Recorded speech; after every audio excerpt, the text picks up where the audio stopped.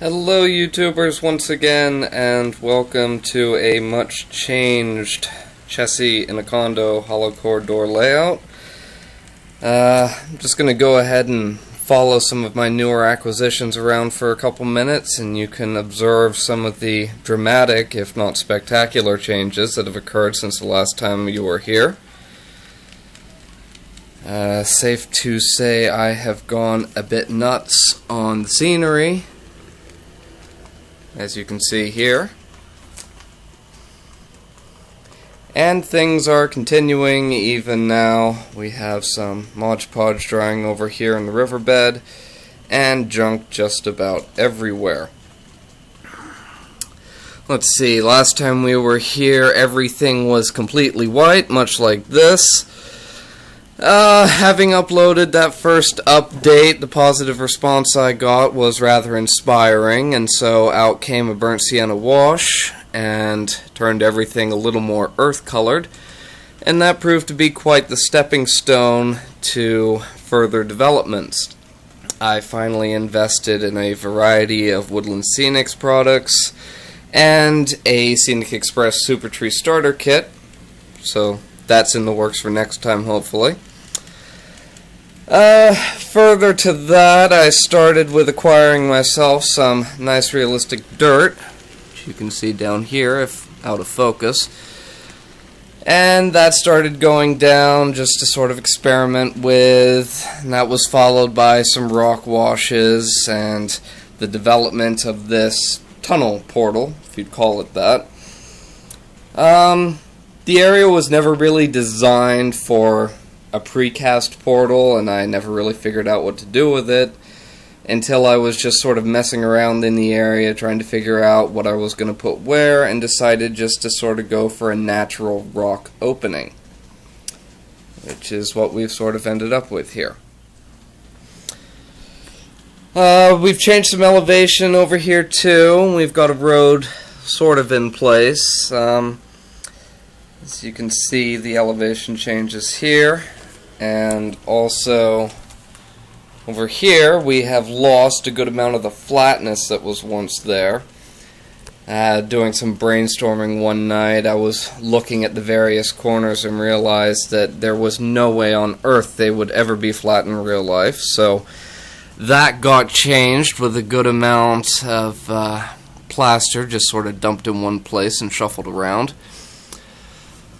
Further to that point, there's going to be a bit of a mound here that the road's going to rise up and over before returning to the base level to cross back over the tracks right about here. I don't know if you saw any of that, I was just sort of waving my hand around. We've added a little bit of detail into some small areas between the tracks. Some field grass, some foliage, some coarse turf, nothing spectacular, just experimenting and having fun. Got some grass growing in the diamond there. Clear some junk out here. Valentine's Day present from the girlfriend, sitting in its new home. Not secured, but there.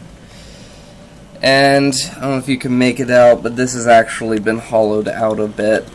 So now there is some definition there. There's probably going to be some a little bit of water, residual from rainfall perhaps. Figure it out as I go along, really. Of course, more ballast up here. Last time you were here that was just cork, but that's not too spectacular. Something I am rather quite pleased with, as you can see here, another Valentine's Day present, a bunch of weathering powders. I went ahead and just took a boring old paintbrush and took some of the black powder and just brushed it all the way along between the rails here. I think it's given quite a realistic effect to the sort of oil and grime that gets dumped between the tracks, and just sort of takes away from that fresh model look. So I've done that 3/4 of the way around on the outer main line. It should show pretty good the difference between before and after. As I mentioned, got the road in, got the smooth it down, still got a fair bit of work to do on that to really get the grading right coming up to the crossing here, get rid of this giant hump up, but it worked out pretty well. First time using it, getting it between the tracks and everything flows freely through there. Of course, I got some chipping, so more work, but still, it should work out pretty good. And then over here, if you can see it, I've got some more weathering powders worked into the turf, a couple shades of brown, just to sort of break things up a bit. Over here, I mentioned the riverbed. Actually working off a couple of prototypical photos, trying to accurately model an Appalachian river. So far, so good. We'll see what it looks like when everything's dried and I filled in a few more of the holes. You can see my lovely soil poking through the rocks here a little bit. And we've got some cast boulders that need to get some washes, and my lovely rigged cardboard and aluminum foil edges keeping everything in place till I get some proper fascia. God knows when that will be. So that's about it for now. Haven't got too much out and about, just the one train to continuously test run and make sure I don't screw anything up too terribly. It's just sort of been a complete mess recently, but hey, I guess that's part of the fun. And just giving you some overall views. Again, I apologize for the shakiness and the joys of using a camera phone.